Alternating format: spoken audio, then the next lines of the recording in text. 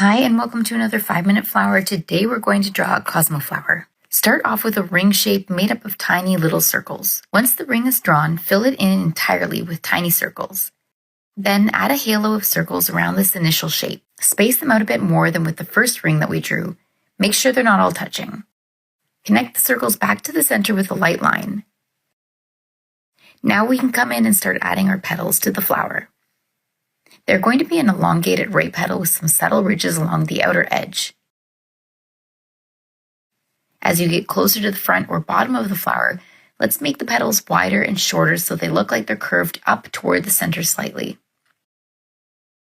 You can add some slightly wavy lines running along the outer edges to show a curve, or just leave them as is.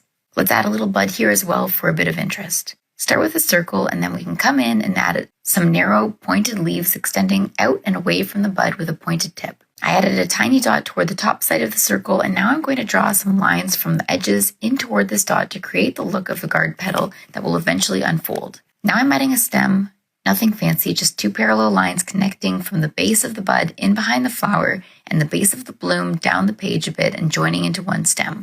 Cosmos have these really wispy, grass-like leaves, which I'm just simplifying into a group of lines extending out a bit from the stem in different directions. And now I'm going to add in some detail lines concentrated toward the center or stamen of the flower and extending outward toward the outer edges. While you're drawing, lift your pen up a bit here and there to get broken lines, keeping your touch light. Finally, add in some really subtle curved lines to the bud and the leaves surrounding the bud, again keeping them to where you'd imagine a shadow would fall. And there you have it. Another 5-minute flower.